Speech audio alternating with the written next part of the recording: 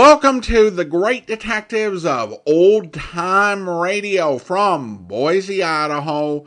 This is your host, Adam Graham. If you have a comment, email it to me, box13@greatdetectives.net. Follow us on Twitter at Radio Detectives, and check us out on Instagram, instagram.com/greatdetective. If you are enjoying this podcast, please follow us using your favorite podcast software.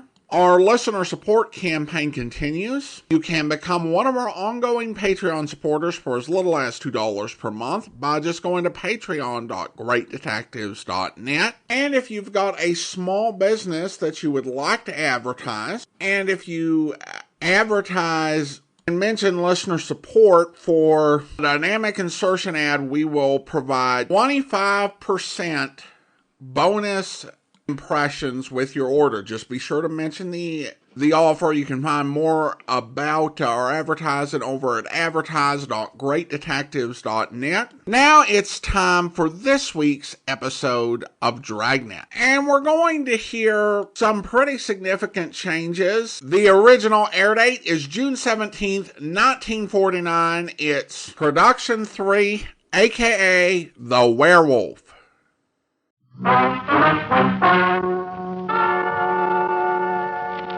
Ladies and gentlemen, the story you are about to hear is true. Only the names have been changed to protect the innocent. NBC brings you Dragnet.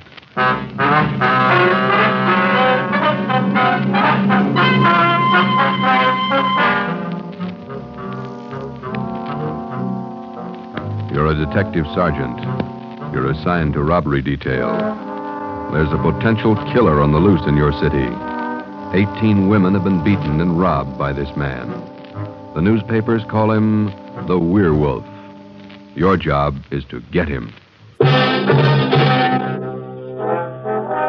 Dragnet, the documented drama of an actual crime, investigated and solved by the men who unrelentingly stand watch on the security of your home, your family, and your life.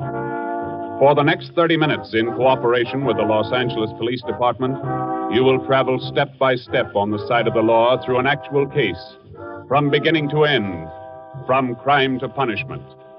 Dragnet is the story of your police force in action. It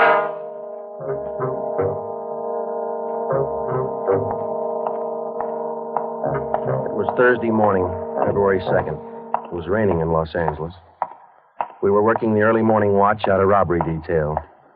Detectives in Los Angeles work in pairs. My partner's Ben Romero. He's a sergeant, and so am I. My name's Friday. The boss is Ed Backstrand, chief of detectives. I was on the way back from the teletype room, and it was 3 a.m. when I got to room 27A, robbery detail. Hi, Ben. What's up? Keep your coat on, Joe. Just had a hotshot call. Coming, Skipper? Right behind you. Let's go, Friday. Well, what was it, Ed? Another woman robbed, almost beaten to death. Well, how many does that make? About 18 in 6 weeks. Is that right, Skipper? Yeah, 18 too many. Come on, down these stairs to the garage. Yeah. What about that suspect we had, Ed? You mean Martin? Yeah. Had to release him this morning. But I got a good tail on him, Henderson. Yeah. We got any report yet? Nothing definite to hold him for. Here's the garage. Let's hustle it. Right. Then if this isn't Martin's job, Skipper, and he's not the right man... Then we start all over again, and we work night and day till we find the right man. Here's the car. Let's go. Ben, you drive. Yeah, all right. How do the victims describe this guy, Ed? Pretty sketchy. Supposed to be tall, dark, long black hair. Last woman said he had a face like an animal, something like a dog or a wolf. A wolf? Yeah. She said something like a werewolf. Something like a werewolf.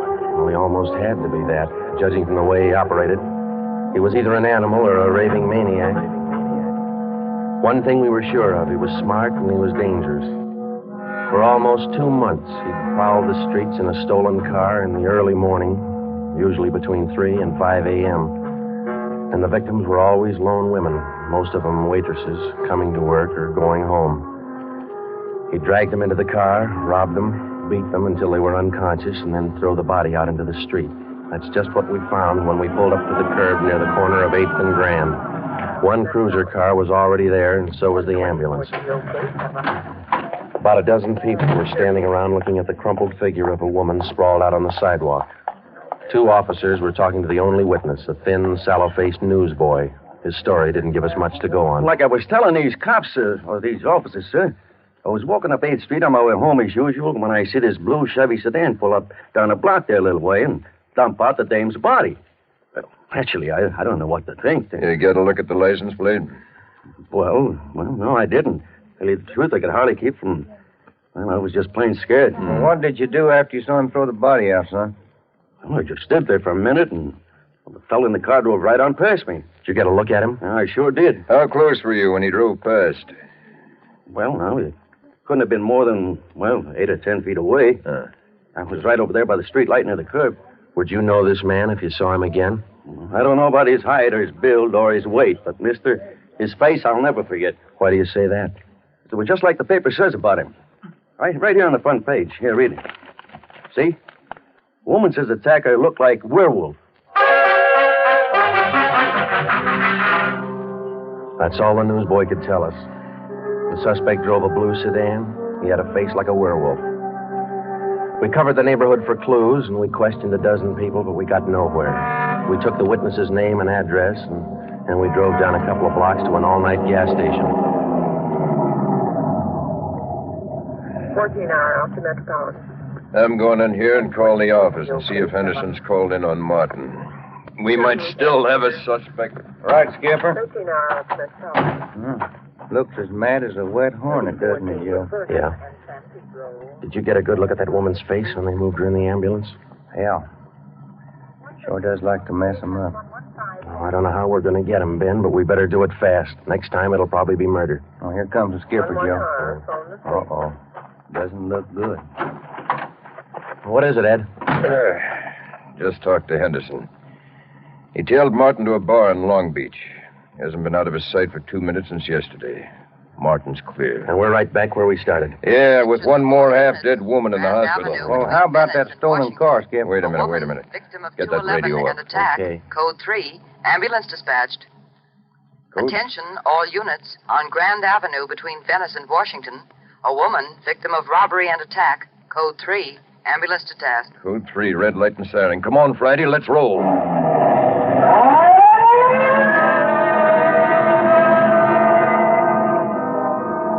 We couldn't be sure, but it sounded like another one. 6 minutes later, we were there. Same story. Werewolf. The next day, the chief ordered the number of cruiser cars doubled in the Central District. This was for the early morning watch, with plainclothesmen to back them up. Then the newspapers played it big, and in 2 days, the story was on the front page of every paper in town. Maybe that should have made the werewolf lay low, but it didn't. Because at 4 o'clock that morning, while Ben and I were patrolling with the other cars, he got his 20th victim. Attention, all units. Whittier between Soto and Matthews. A woman, victim of 211, an attack. Code 3. Ambulance dispatched. Here's a report on that blue sedan he used the other night, Joe. Found it out on Anaheim Telegraph Road. Any luck with it? Not one fingerprint we can use. Anything else? Nothing. Well, how about the auto theft detail? Same old story, Joe. He steals a car, uses it once, and then drops it. Never leaves a thing behind. Well, that's great. We're sure moving fast. How about that big guy you picked out of the lineup this morning? Oh, I checked his alibi. It's perfect. Now we haven't got even half a clue. Yeah. Well, come on, let's check with Ed. He's instructing the policewomen on the plan for tonight. All right.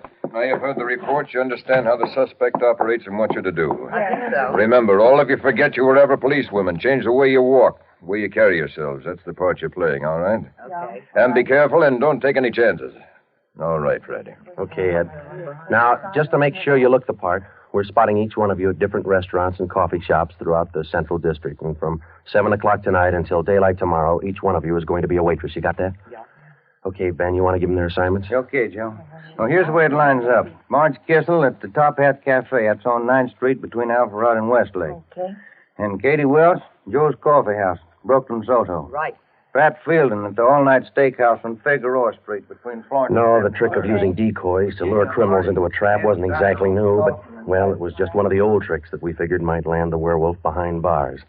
At 7 that night, Ben and I made the rounds and found each of the policewomen on her job as a waitress. Well, the overall plan was simple. The girls were to leave the different restaurants between 3 and 5 a.m. that morning and pretend they were walking home. We mapped different courses for each one of them to throw out as much bait as possible and yet not to make it look suspicious. Each policewoman, from the time she left the restaurant and stepped out into the deserted streets, would be pretty much on her own. We had officers planted all along the way at designated intervals, but a big element of chance and danger was still there. All we could do was cross our fingers and hope. How much more time, Joe? Let me see. She's due in 2 minutes. Yeah. Waiting gets on your nerves. And it won't be long. This corner doorway's pretty good lookout spot. Yeah. Wait a minute. Listen. Who is it, Joe? Can you see? Get back. What is it? Wait a minute. It's Marge Kissel. There's a man following her, a big guy. If it's the werewolf, where's his car? I don't know. Maybe he changed his plans. Get back. Here they come.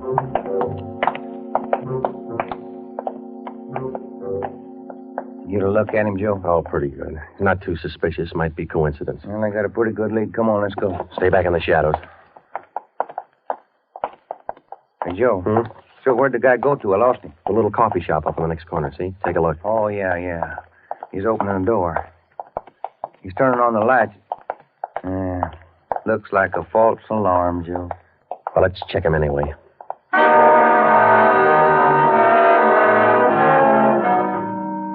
Well, I didn't think we'd be that lucky on the first try, and we weren't. We asked the man a few questions, and it didn't take him long to show us he wasn't our man. He owned the coffee shop. So, Ben and I went back and took up our posts again and waited for the next decoy. We covered that 10-block course 6 times that morning, back and forth, following the bait, but it was almost as if the guy could sense a trap. Not once did we get a nibble.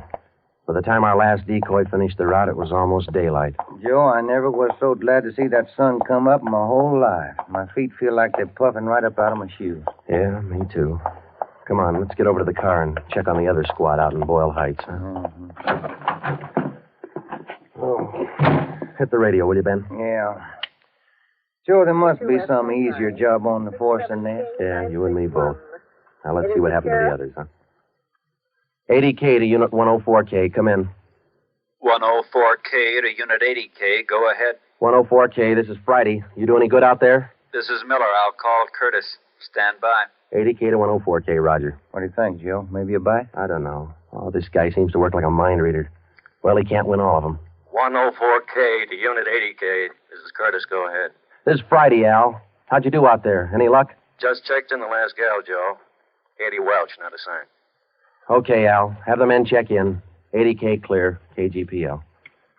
Okay, let's go, Ben. When we finally got back to the office that morning, both Ben and I were ready for some sleep, but it didn't look like we were going to get it. We just about finished going through the overnight reports for some kind of a lead when the phone rang. Robbery Friday. Hi, Joe. This is Wilkerson, auto theft. Hi, Wilkie. You got something for us? Not much, Joe, but it might work into something. Just got a report in on a pair of stolen license plates. Oh? Yeah. I'm not much of a hawkshaw, but I figure there's just a chance it might be your werewolf boy. How come? I don't know. Maybe just a hunch. After 13 years in this business, you get to know thieves pretty well. Sometimes you got to even think like them. Okay, Wilkie, thanks. We'll check by in a couple of minutes. Right, Joe. What do you have to say? Pair of license plates stolen last night. Wilkie's got a hunch it could have been our man. Well, might be an angle, Joe. If that werewolf guy'd hang on to one car long enough, we'd have a chance at him. Well, he's too smart for that. I don't know, Joe. Sooner or later, he's going to make a mistake. Yeah. Come on, let's check with Wilkie. Well, we checked with Wilkerson. We got the best piece of news we'd had in days. On the average, 95% of stolen cars are recovered or located within 24 hours. In the remaining 5%, Wilkerson, by a simple process of elimination, narrowed down the number of cars the suspect might be driving. Wilkie figured 6 cars. There they are. Now, I'll bet you if you picked up your man tonight, he'd be in one of these cars. Let me see, huh? 2-door black sedan, yellow convertible, another sedan, green, blue coupe, black coupe, and a gray convertible. Well, that's good work, Wilkie. At least we got something to look for now. Yeah, you're right, Joe. Wilkie, you got the numbers of those stolen plates you're talking about? Yeah, right here, Ben. They're already on the hot sheet. Good. Keep us posted, huh? As usual, Ben. See you later, Wilkie. That's a good break, Ben. Something to keep us busy tonight. Tonight? What do you mean? We're setting another trap. Same thing as last night. Same police women, same everything. Yeah, only this time let's hope he steps into it. You know, Joe, this werewolf character's getting me mad.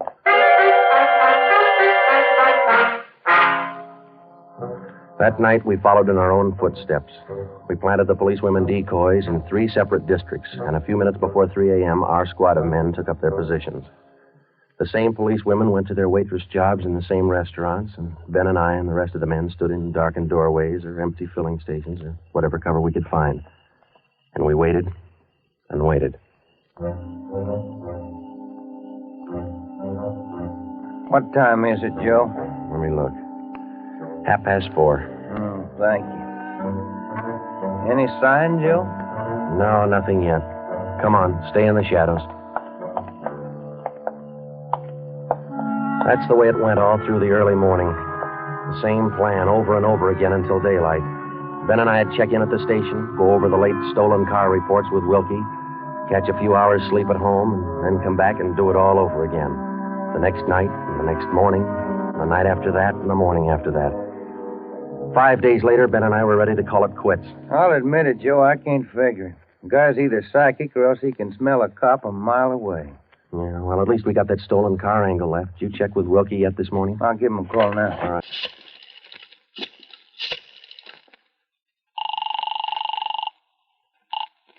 Auto theft, Wilkerson. This is Ben, Wilkie. Got anything for us this morning? Yeah, just going to call you. You fellas ought to let me solve your cases for you. Why? What'd you get? The boys picked up 3 of those 6 stolen cars since late yesterday. Great. Now, what does that leave us with? Well, here are the 3 still missing. Yeah. 4 X-ray 763. Yeah. 5-6 Young 342. Uh-huh. 6-1 Robert 385. Yeah. Got those? Yeah, thank you, Wilkie. Check you later. Good news? Remember those 6 missing cars? Yeah. Wilkie says the boys found 3 of them since late yesterday. Here's what's still out. The blue coupe, the yellow convertible, and the gray convertible. Yeah. Well, this feels like the right track for a change, Ben. Righty. Romero, got a minute? Sure thing, Skipper. Come on, Joe. What do you got, Ed? Woman out in Hollywood just called in with this. She said she walked down to the corner from her house last night to mail a letter. On the way back, a guy pulled up in the car and tried to drag her inside. Any description? Big, heavy-set, dark, same thing. Well, how'd you get away from him, Skipper? She said she started running as soon as he made a motion toward her. And he saw her run up the steps of her house. He jumped back in the car and took off. Well, how come she didn't call in before this? She hasn't got a phone. She's afraid to leave the house again until this morning. Sounds good, Chief. You got her address there? Here you are. Mrs. Tom Burdick, 1237 Wilcox, apartment 10. Come on, Ben. This might be what we're looking for. Who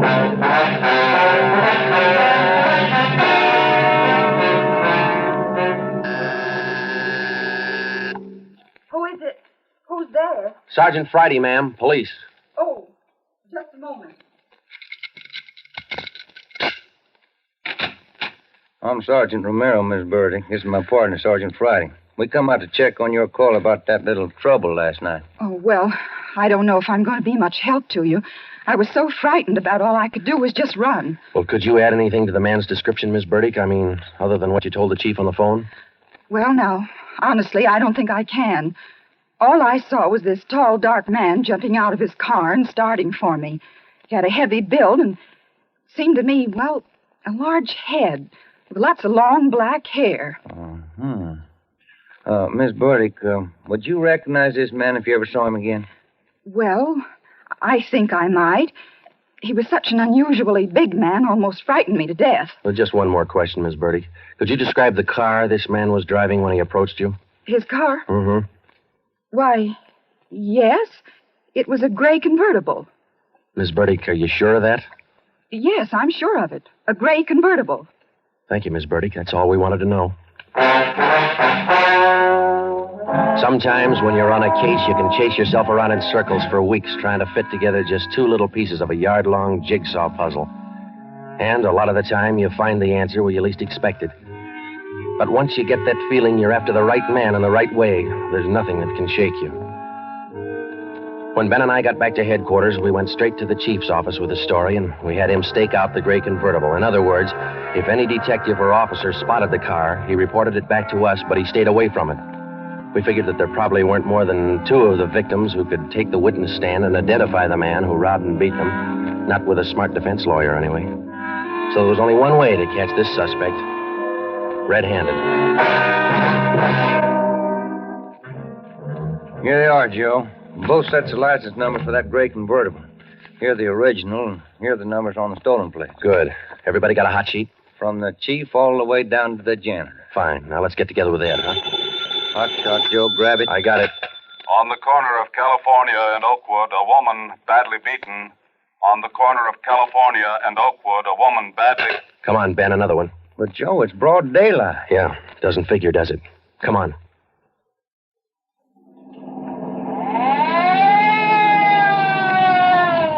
That vacant lot over there, Joe. 2 plainclothesmen and uniformed officers were keeping the crowd back. An ambulance was drawn up by the curb, but it was empty. When we got down to the rear of the lot, we found out why. They were waiting for the coroner. The woman was young, not much more than 30. Her body was half sprawled across the muddy ground, and her face was turned upward. It had been badly beaten. They figured it happened last night, Sergeant. Have the fingerprint men been notified? Yeah. How about the crime lab? Just called them. That's good. Now, let's keep everybody out of the area till they get here. All right, Sergeant. Who found the body? One of the kids in the neighborhood. The woman was dead when he found her. Did she live around here? About a half mile away. I hear she's got 3 kids. Or she had 3 kids. Uh-huh. You've seen enough, Ben? Yeah. Let's get on back to headquarters.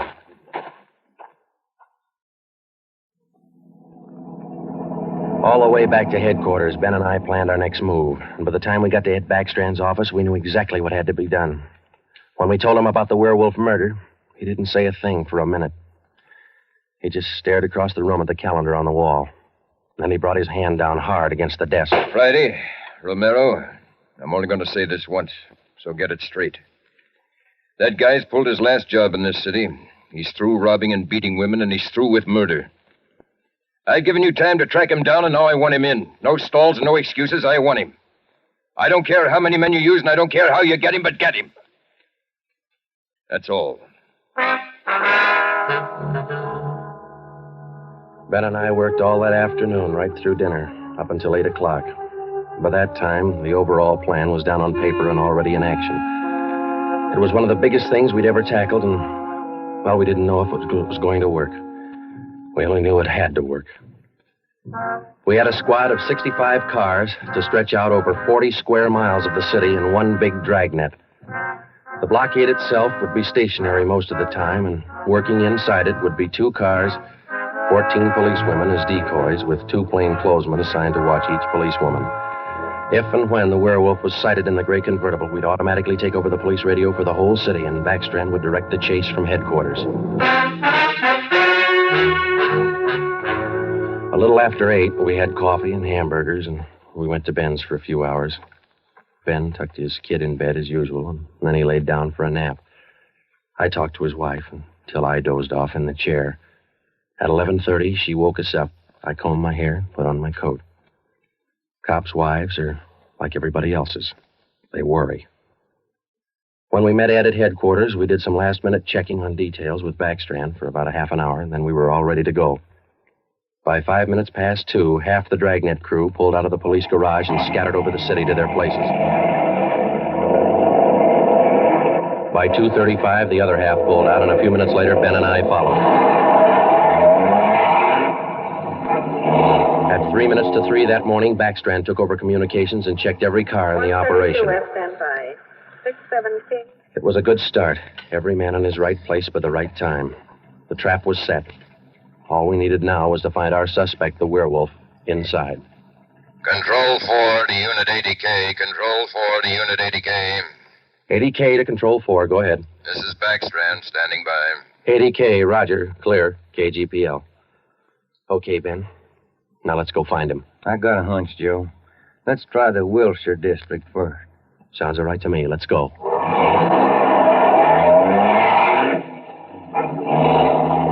For the first hour and a half, we raked the Wilshire district back and forth. Not a sign. Then about 38 minutes past 4, we headed back for the downtown area and parked in an alley where we could double check on one of our policewomen decoys. Here comes one of the gals now, Joe. Pat Field. Bet her feet are almost as tarred as mine. You see anything else, Ben? Nothing. Quiet as a church. No, wait a minute. Car just turned the corner.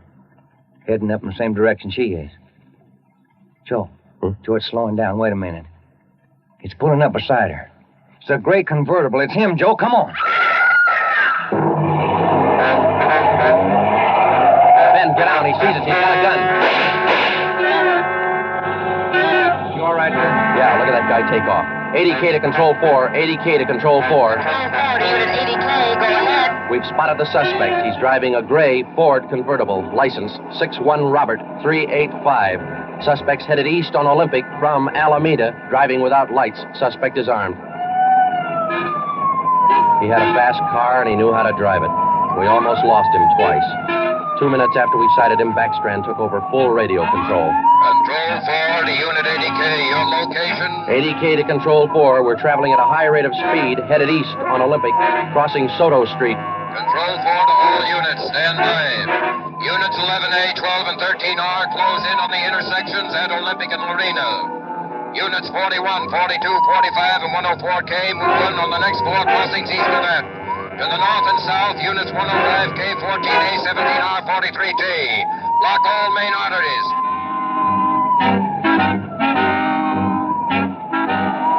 In the next half hour, the 65 cars in the Dragnet had pulled in like a noose around a 5-mile area. Ben and I hoped it was just a matter of time. Unit 80K to Control 4. Control 4 to 80K, go ahead. He's headed north on Fresno Street, crossing Whittier Boulevard. Attention all units. 80K now pursuing suspect north on Fresno from Whittier Boulevard.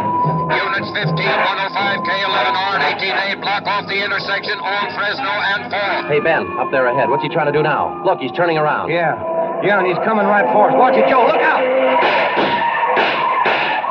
Pretty close. 80K to Control 4. Control 4 to 80K, go ahead. Exchanging shots with suspect. Watch it, Ben. Here he comes again. Sure likes to use that gun, doesn't he? Sure does. Hey, Joe, look. Look, he's turning east. He's running for Hollenbeck Park. Yeah, 80K to Control 4. Control 4, go ahead. Suspect just drove up over curb and into Hollenbeck Park. Control 4 to all units. Control 4 to all units. Converge on Hollenbeck Park. Suspect is in the park. He's armed. Use caution. Code 3.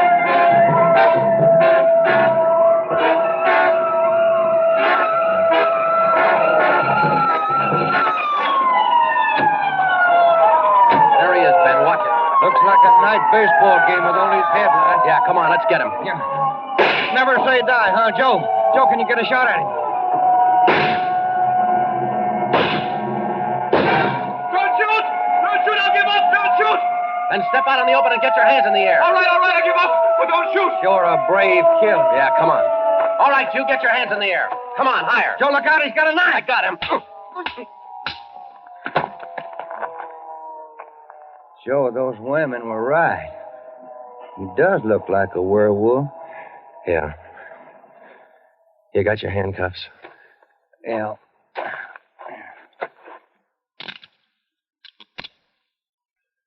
Okay. Got a cigarette? I've been out for an hour. Little place across the street. Maybe we can get some there. Okay. There's the crew from the 41R. Hey, fellas, take him into robbery, will you? Okay, Friday. I think there's a vending machine in there. Uh-huh.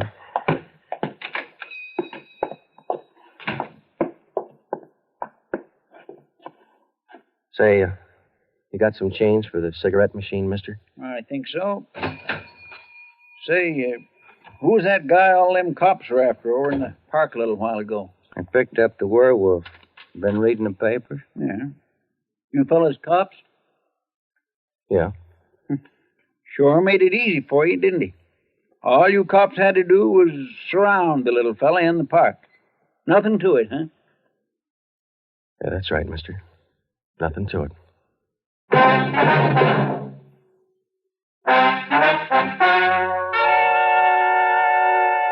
The story you have just heard was true.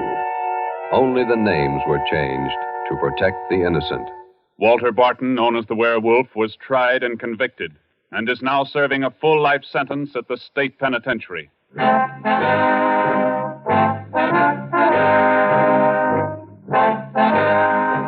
This has been Dragnet, the third in a new series of authentic cases from official files. Technical advice for Dragnet comes from the office of C.B. Horrell, Chief of Police, Los Angeles Police Department. Tonight's program is dedicated to Sergeant Mario Victor Dairo of the Los Angeles Police Department, who, on the morning of January 1st, 1943, gave his life so that yours might be more secure.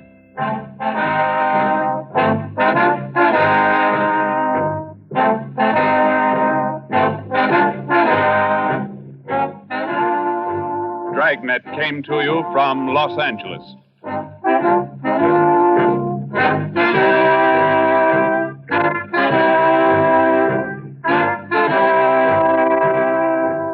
This is NBC, the national broadcasting company.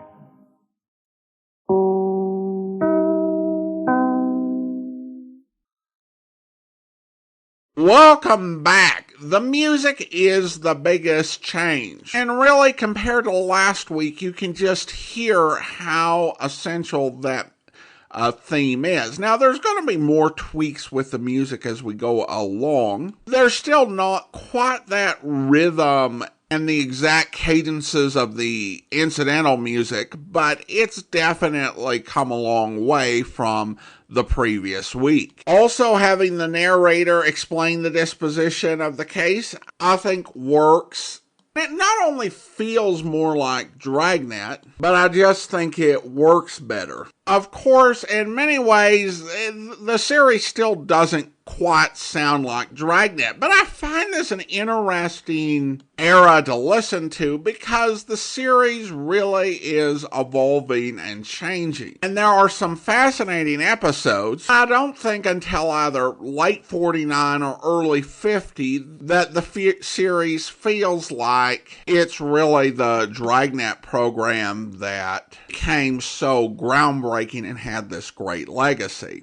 In terms of the story itself, I think this was an absolutely solid case. And it was pretty well balanced. There's a lot of the legwork, quite a bit of the tedium and the long repetitive hours that went into the case, and all the leads that didn't go anywhere. And then you just have a fantastic climactic yet realistic police chase. And the citizen comment was just perfectly clueless but representative of what a lot of people who don't know what they're talking about on a given subject will say. And Friday's response was perfect. It was one of those classic sardonic Dragnet lines, and the advantage of being sardonic with clueless people is they don't know that you're mocking them. And you can't get written up. Listener comments and feedback now. I did a poll on YouTube for opinions on Tales of the Texas Rangers, and we had quite a few comments. Dawn writes, "I'm sad there isn't any more." Well, thank you, Dawn, and there are some lost episodes with Tales of the Texas Rangers, so you never know. Daryl says, "I personally enjoy the show. Joel McRae was like other movie stars at the time, playing on radio between pictures. Jimmy Stewart, Frank Sinatra, and Humphrey Bogart all did." Another listener writes, "Loved it." Laura writes, "I give a B. Some of the stories are very good, some are a bit weak. I think overall the show struggles a bit with consistency and at times relied very much on tropes and stereotypes. But I appreciate Joel McRae's commitment to Jace Pearson. He always portrayed the character as professional and level-headed, and was convincing as a Ranger. Keep up the great work, Adam." Well, thank you. And then we had a couple listeners with more mixed reviews. I started listening to this podcast about 8 or 9 months ago, so that's where I picked up the series. I thought the violence was really graphic, needlessly in my opinions. The last couple of months, it was obvious it was toned down quite a bit, which I appreciated. And I thought the last few episodes were the best of what I heard. They had to get more creative and not just rely on violence. They were able to explore different types of crimes, not just brutal murders. What keeps it out of the great category for me was that it was a bit too, I'm not sure what the word is. The sheriff is of the weak sidekicks, are one step above idiots most of the time. Too cringe for me. Of course, that makes Ranger Jace the hero, and with a movie star in the lead, I can kind of understand that. So much for realism, though. Well, I'll take the point about the sheriffs.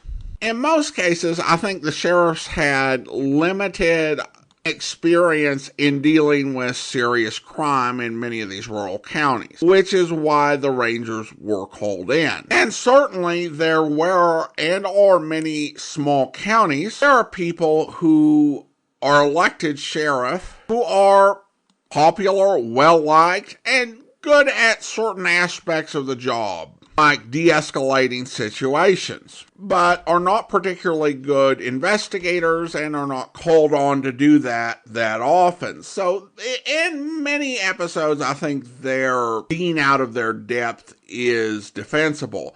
Of course, I think there were some that took it too far. I'm thinking of the one where the sheriff failed to check whether a robbery victim was alive and just assumed he was dead, based on the opinion of two guys driving a truck who showed up there. I mean, two guys in a truck said he was dead, so I'm pretty sure he's dead. That sort of thing. And Nicholas writes, it's always murders. Not very uplifting to me. I will listen to them just once in a while. Well, thank you so much. And I think that's fair enough, Nicholas. It's interesting to me that so many folks come to old-time radio and the show with different expectations and taste, even if they say similar things. Like some listeners will say that they enjoy hearing programs that allow them to escape from the craziness of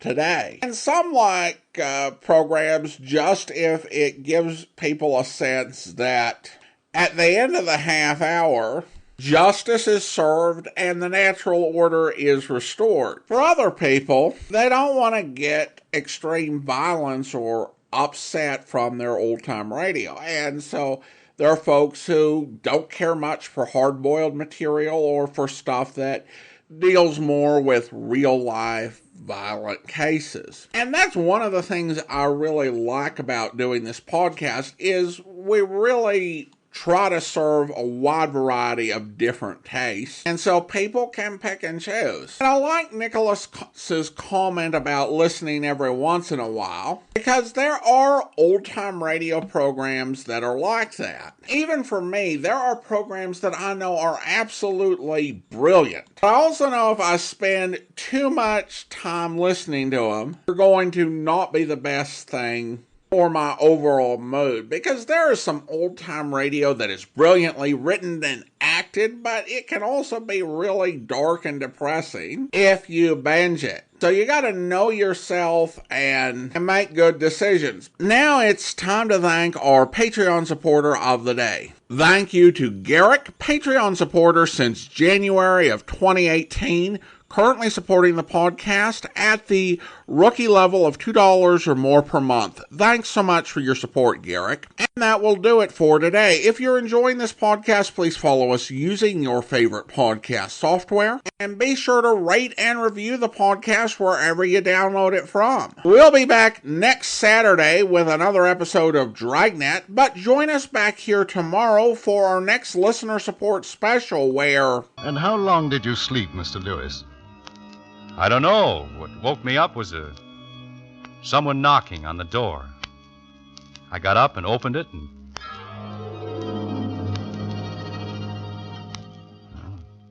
that's all I remember. Who was it at the door? I don't know. It's just like the lights went out. I don't remember a thing until I woke up here this morning. I see. Do you know where you are? No. This is a hospital for the mentally ill. This is the Floridale Hospital for the criminal insane. Criminal insane? I'm not insane, and I'm not... I've had a blackout, that's all. Does that make me a criminal? Oh, no, it's the other way around. The crime caused the blackout. Crime? What crime? What did I do? I can't tell you that. I hope you'll be with us then. In the meantime, do send your comments to box13@greatdetectives.net. Follow us on Twitter at Radio Detectives and check us out on Instagram, instagram.com/Great Detectives. From Boise, Idaho, this is your host, Adam Graham, signing off.